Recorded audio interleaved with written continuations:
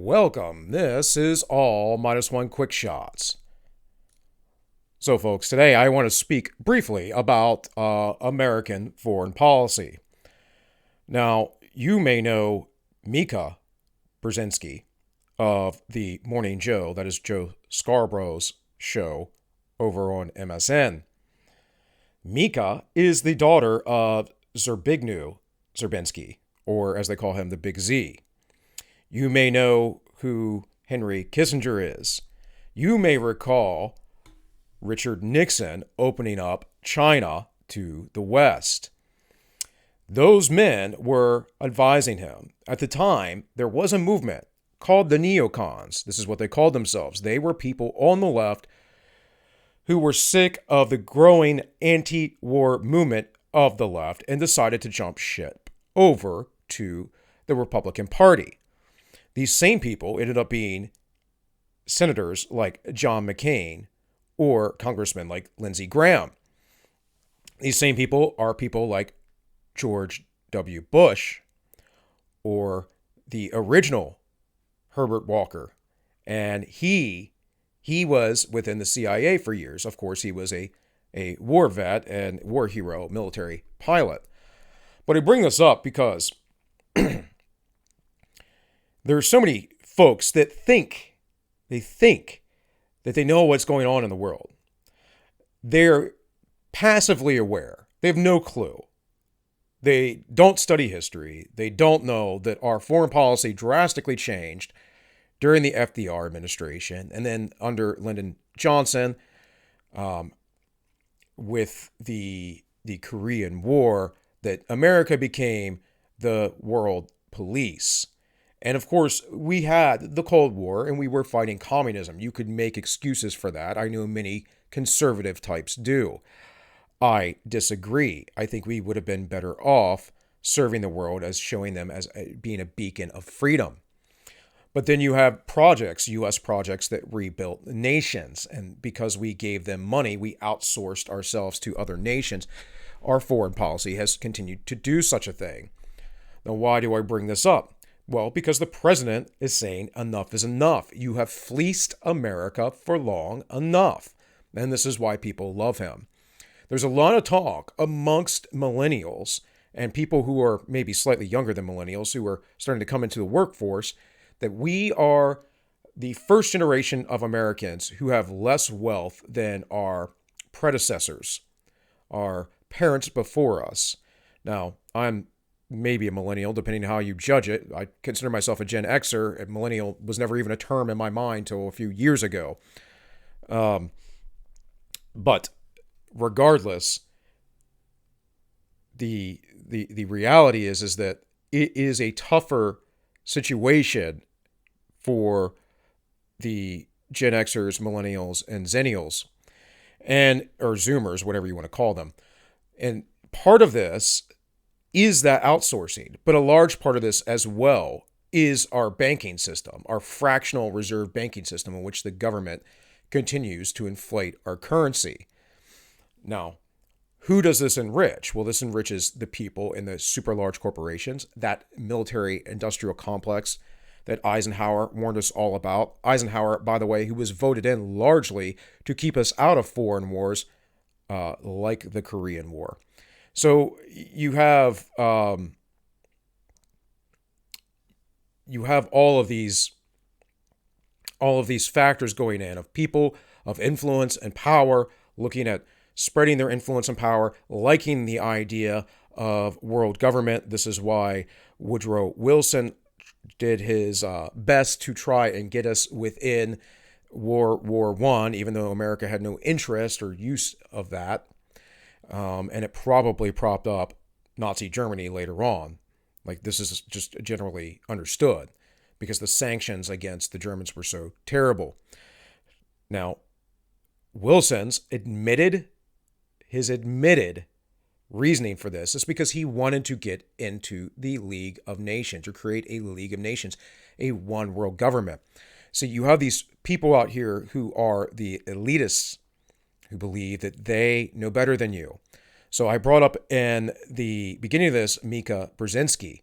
Now, I'm not saying that she's a nefarious person, but when your father is a globalist and you grew up in this elitist circle and he has been advisors to presidents, numerous ones, where do you think you stand when you have a very cushy $1 million a year job within that system? Then she may not believe that she is a dishonest person, and perhaps she is not, but it does not mean that her system of thought about what is best for the rest of the world, the other nations, and the people within America is correct. And a lot of these people think you are not smart enough to decide for yourself what to do, what to think, how to act. And it is completely antithetical to the original system that the founders set up within the Constitution. Now, there were some issues with suffrage, those who would be enfranchised or not, and that changed over time. I always find it funny when feminists suggest that they didn't have a right to vote till, so long after men. It was like 50 years, and men didn't have a right to vote before that. Only certain wealthy men. So there's always a system of hierarchy. There's always a system of power. There's always a system of elites. And it's hard to get away from, folks. I'm a big fan of the Constitution because I believe that if followed properly, and that's a problem because we haven't followed it properly, and we've also altered it through the courts and amendments inappropriately, such as giving up our states' rights to electing the senators and making that by popular vote. But I digress. The point is that the balance of power is always difficult. And if you want to maximize freedom, you do not want to give it to the hands of this little oligarchy that wishes to create a one world government. Do you think you will have any say in your life or how you get to roam about the world if the government is centralized and, say, the UN in New York City or maybe elsewhere in Europe? Do you believe that you will have actual freedom when the UN wants to dictate how your house is built, how many flushes you can have, what kind of TV you can have if it's energy efficient enough? And yes, I know, we're trying to save the world, except for you can never cut those costs completely, those carbon emissions. There is a impact no matter what you do. And if you read some of the crazy writings, the crazier, more conspiratorial side of things, excuse me, such as things in Agenda 21 or the Georgia Guidestones, you can see that there is a wish and a need to depopulate the world. Bill Gates openly states this. I believe Oprah Winfrey has said such a thing before. Again, these are people that are influencing you via media, via governments. Just because they've gained wealth does not mean they are more educated or more intelligent or know how to rule or dictate my life. Now, they may have access to certain information I do not, but we are in the internet age now, folks. The internet age. This is not like back during the FDR era, where FDR used the media, the radio, and the early workings of film to sit there and preach to the people and gain popular support for his fascist regime. It's not that way anymore, folks. We can communicate amongst each other much better. People are far more educated. Now, there are some debates out there if the IQ levels of Americans have gone down. Perhaps. I don't know. I would actually say that our school system has dumbed us down purposefully. But again, that's conspiratorial stuff. But there is plenty of evidence of that, especially historically. If we go back in time, we can see what children of certain grade levels were reading and studying versus what they do today. So,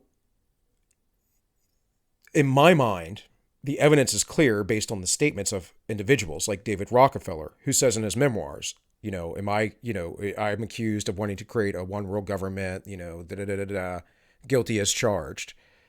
He said this, folks, and you can read these people's writings. This is not a conspiracy theory. H.G. Wells wrote a book called The Open Conspiracy about the one world government. These are elitists who think it's the only way to advance mankind, and they're going to do it through an oligarchy. This is why they do everything they do against the president. It's also why they didn't like Ronald Reagan, folks. Ronald Reagan certainly wasn't perfect either, but he was not a big government guy, despite him expanding government to some degree, but and spending. But the reality is Donald Trump specifically is a populist. He's appealing to the people, and the elitists, they don't like that. They want to give you a false choice, like Romney versus Obama, like McCain versus Obama, like Kerry versus Bush, who were both within the same secret organization, Al Gore versus Bush, right? And back to Clinton. And all these people know each other. They're in this cabal. It is not the same with the current president. And we can see that very clearly unless you just have TDS and you got your eyes closed. But with all that, this has been AllMinucOne Quick Shots, and I wish you all well.